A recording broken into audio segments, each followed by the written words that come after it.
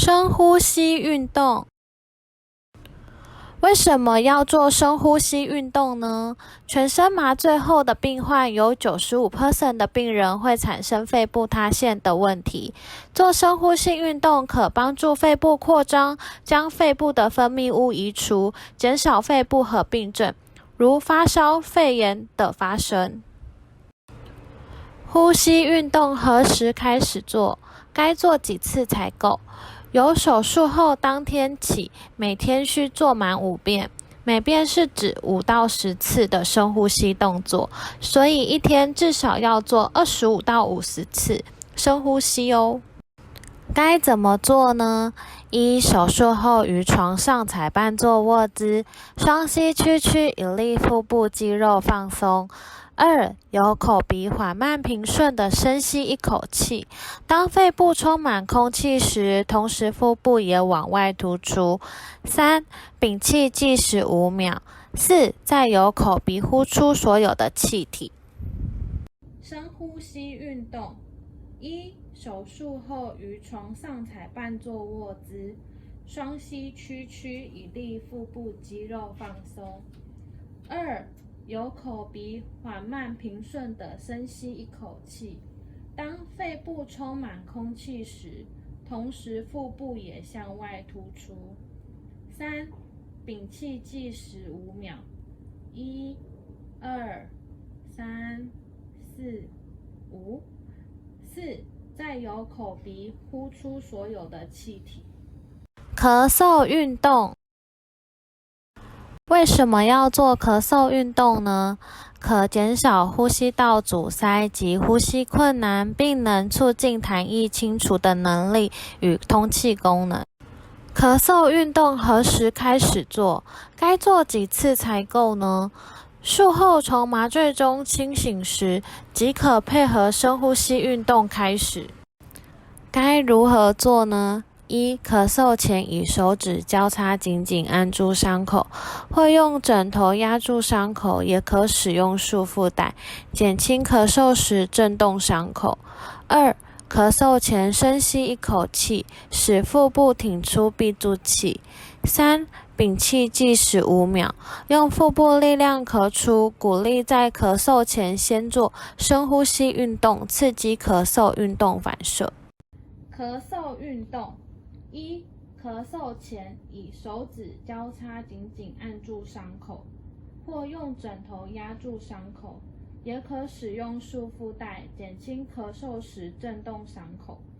2、咳嗽前深吸一口气，使腹部挺出闭住气，用腹部力量咳出。鼓励在咳嗽前先做深呼吸，刺激咳嗽运动反射。翻身运动。为什么要翻身运动？翻身运动可促进血液循环，增加肠子蠕动，避免腰酸背痛等情形发生。翻身运动该如何做呢？多久做一次？若想翻向右侧时，先将身体略向左移，将左手拉向右侧床栏，再慢慢将身体翻向右侧即可。左侧反之，可请家属在旁协助。手术后清醒时即可动作，建议每1到2小时翻身一次。翻身运动，若想翻向右侧时，先将身体略向左移，再将左手拉向右侧床栏，再将身体慢慢翻向右侧即可。手术后可不可以吃东西？手术后回到病房时，护理人员会个别告知是否可进食。自控式止痛剂。什么是自控式止痛器呢？这是一台先进的给药机器，可依个人疼痛需求，以适量的止痛剂，利用病人自己控制的方式，由静脉注射进入人体来减轻疼痛。麻醉医师会依病人状况设定药物剂量并锁定，护理人员会评估及观察用药反应及止痛效果。要如何使用呢？当疼痛时，可以自己控制止痛药的仪器，立即取得所需的止痛药量，来减轻术后疼痛，得到充分的休息，而促进复原。有什么好处呢？一、自行控制，减少等待医嘱及备药所耗费的时间。二、直接与静脉点滴结合，不必再另外打针哦。费用健保不给付，会依您勾选使用自费特才告知同意书为主。若有其他麻醉止痛相关疑问，请咨询麻醉科医师。可能遇到的问题一，并非所有病人皆适用，麻醉医师及开刀医师会依个人状况来决定。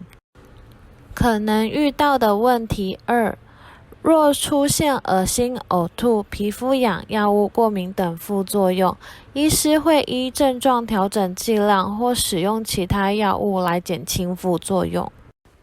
妇科病患在一入院时，我们会给您一本居家照护手册。